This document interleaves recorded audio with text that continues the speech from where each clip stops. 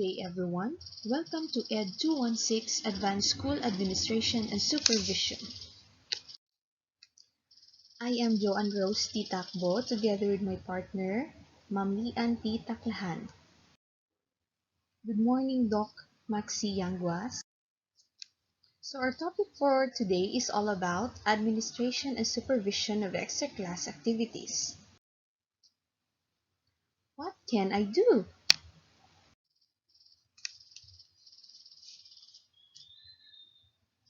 Objectives. To develop the ability to understand the meaning and importance of extra-class activities, to acquaint the students with the different types of extra-class activities in our school,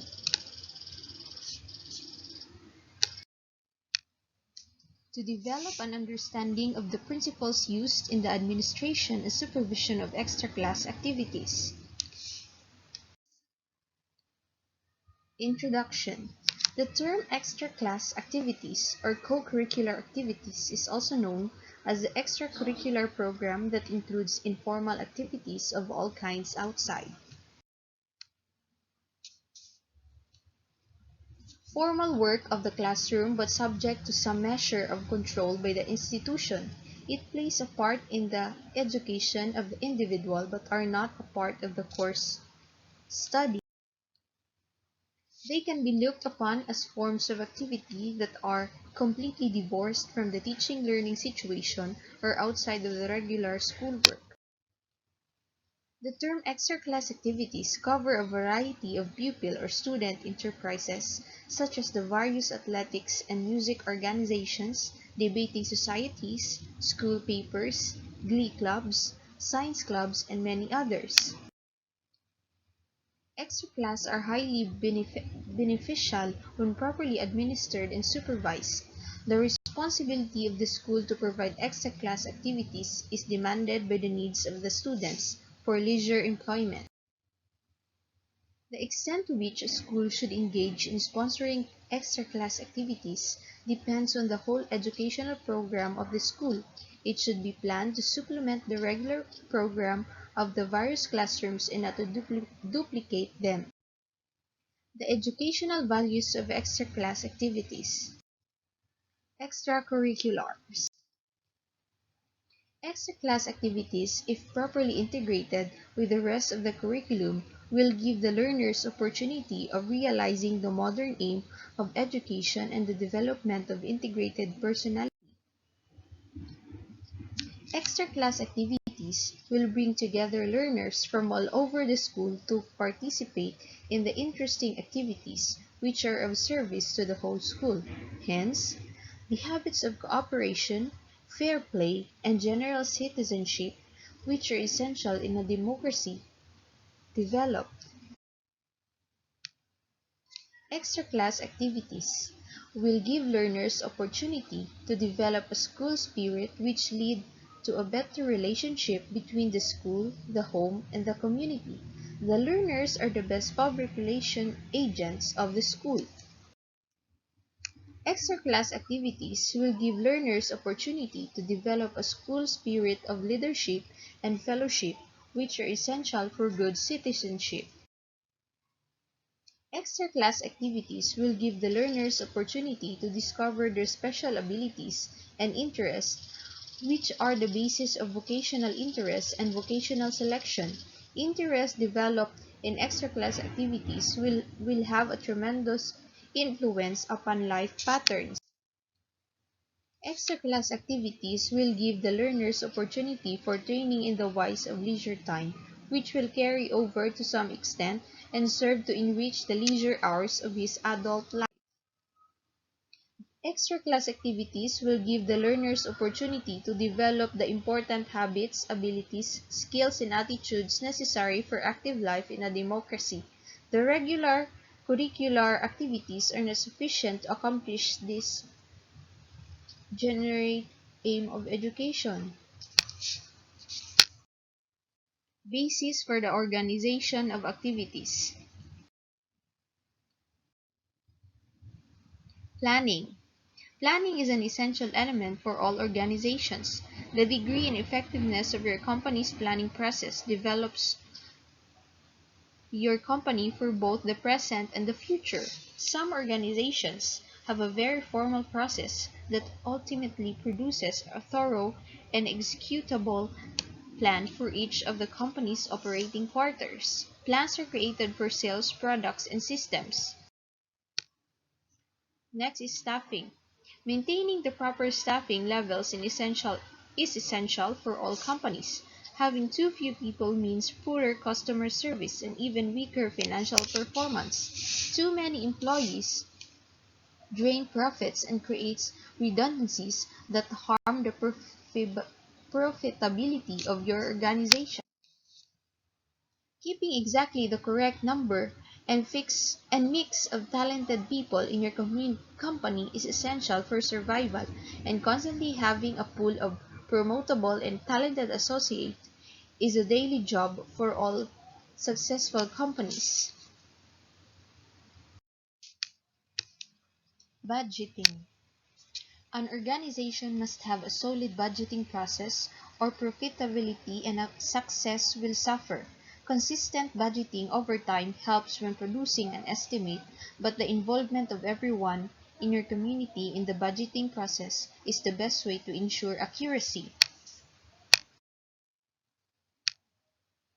Once the budget is created, you can then accurately and efficiently operate your company with a solid roadmap. Reporting. Reporting carries throughout your entire organization, from entry-level employees to the highest points in your organizational charts. Reporting is an essential element for all companies. Customer service associates report sales and satisfaction scores. Supervisors enter their sales profit levels into your trace system. Division managers are accountable for the profitability of their stores, and your human resource team tracks turnover and benefits statistics. Department heads discuss results with your vice presidents, and company executives are accountable to the board of directors. Directing. Directing others flows throughout all layers of your organization. Every employee of your company is accountable to a supervisor or manager who directs the performance of their associates. Progress is tracked and reported, and improvements are made based on results. Performance discussions are frequent if the work of your company flows smoothly when everyone is led to produce results. Directing the work of others is common in your management team's performance. Reviews and evaluating the success of others is a vital task that happens during every of your organization days. Let's proceed to the organization, administration, and supervision of extra-class activities. So first, we have the facility supervision. Facility supervision, the principal is responsible for arranging adequate supervision, including ensuring a staff member is in place to supervise where the activity is being held and the other publicly accessible areas of the school facility. The staff member coaching or directing the activity cannot be solely responsible to supervise the space in which the activity is being held. So if additional supervision is deemed necessary and a responsible adult volunteers cannot be obtained, the principal may arrange for a community use supervisor to supervise hallways, washrooms, and other public areas of the school facility, except the place where the activity is being held. The community use coordinator requires a minimum of 2 weeks notification prior to the activity to arrange a community use supervisor. Community use supervisor and caretaker cost, if required, are the responsibility of the school except when the school is hosting a Rocky View Sports Association or the RVSA event. The second one is the non-RVS coach or activity director supervision. So school staff members must be present to supervise each of the school's extracurricular teams or groups. The school hosting the activity is responsible to ensure adequate supervision for both the place where the activity is being held and the other publicly accessible areas of the school facility. The third one is the general. So principals may involve the school council in the planning of extracurricular activities. A documented supervision plan for extracurricular activities is required as per the requirements of administrative procedures or supervision of students. Also, the parents and guardians of students are to be well informed in advance of activities and given clear opportunity to indicate support or non-support for their children's involvement in the activities. Extracurricular activity planning is to address the issues of liability and student accident insurance coverage and is not include holding or sanctioning of high-risk events. Principals are to contact their area director should be unsure of whether an extracurricular activity would be deemed a high risk or not. So let's proceed to the financial administration of extra class activities.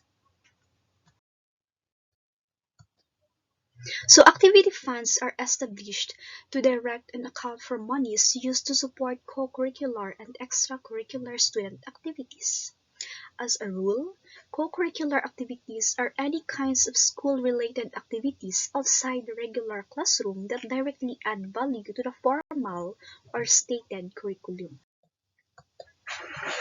Co-curricular activities involve a wide range of students' clubs and organizations. Extracurricular activities encompass a wide variety of other district-directed activities, typified by organized sports and other non-academic interscholastic competitions.